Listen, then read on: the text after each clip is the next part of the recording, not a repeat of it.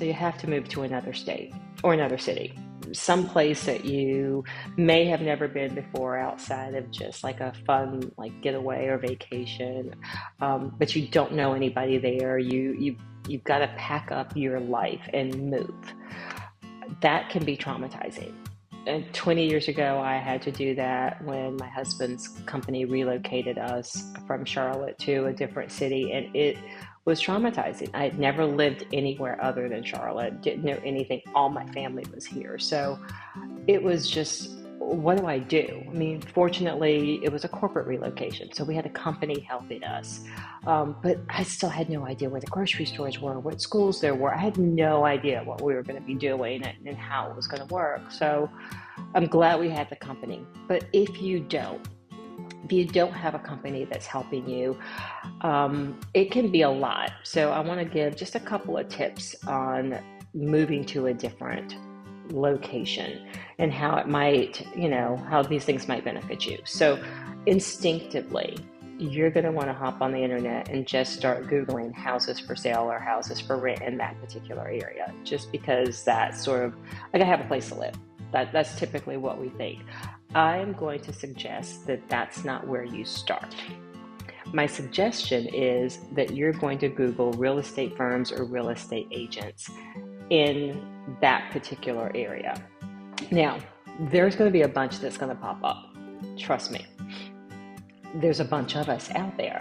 But as you're scrolling through, you may want to say, okay, I have found 3 or 4 that have potential. You may want to work with a particular, firm that is a national brand. You may not want to work with that. You may want to work with a smaller boutique independent firm like the Sears Group.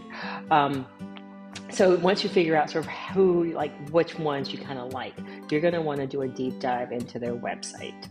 Go to the website. And when you're on the website, you're going to be looking for their reviews.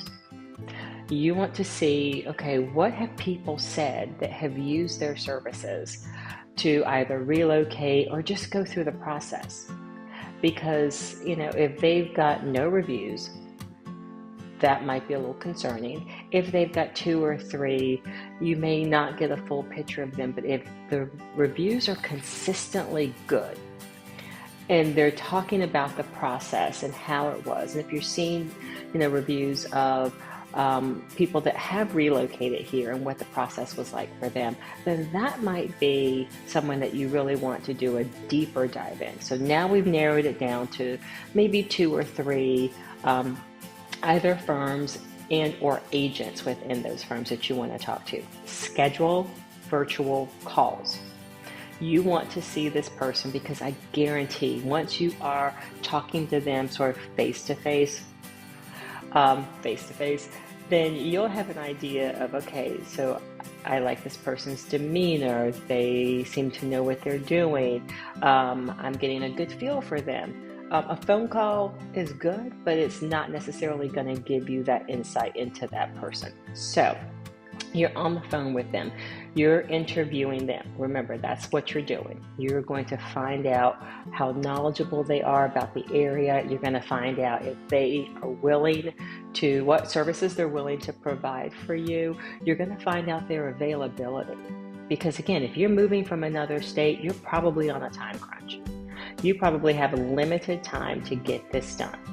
So you're going to want to make sure that, let's just say you're not wanting to buy a house, but you're wanting to rent a house. Does this agent even work with renters? Because a lot of realtors don't.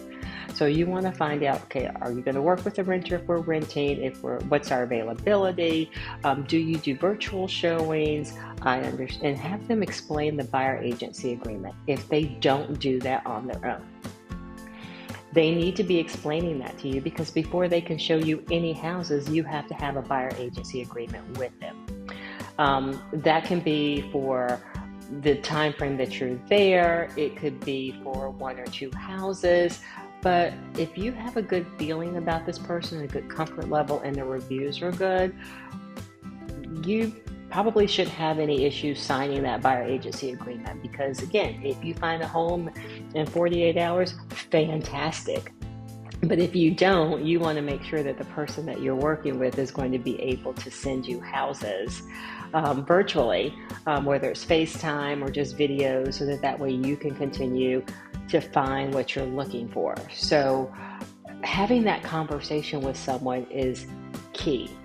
Now, once you've decided that you're going to do a discovery trip, you want to make sure that you've worked that out with the agent. Hopefully, they've asked you questions about what's important to you.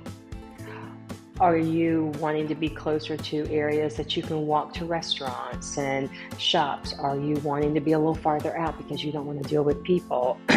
Are you wanting to be closer to a particular school, or that you're going to be going physically into a workspace and you want to be closer to that? So having those conversations is key up front, so that the agent can at that point create a list of possible homes for you. You want to make sure that they are hearing you. If they're asking you to send them some examples, that's okay, simply because they need to get an idea of your style, what you're into. Like if you want an open concept, or if you want an older home where there's already mature trees around. If you want new construction, how comfortable is the agent? What's their experience with new construction? So you want to make sure that you're asking all of these questions and that the agent is actually answering them and able to deliver on that. Definitely their availability is critical, because again, 48 hours, 72 hours a week to find a place to live. Not only that, but also check out the area.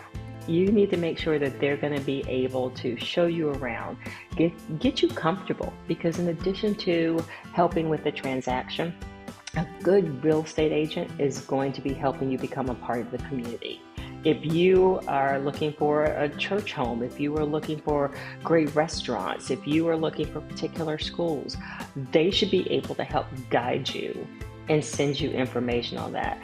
If there are going to be services that you need after the fact, like a house cleaner or a contractor, are they going to be able to help with those things? So finding out what the services that they offer is important.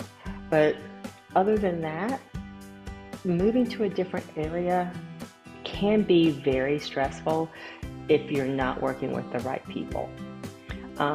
And I will say that sometimes you end up moving to a new area and your realtor becomes really one of your best friends. So there's always that. But reach out to us if you have questions. Always here to help, because again, the goal is to help you become a part of the community. So have a fantastic day.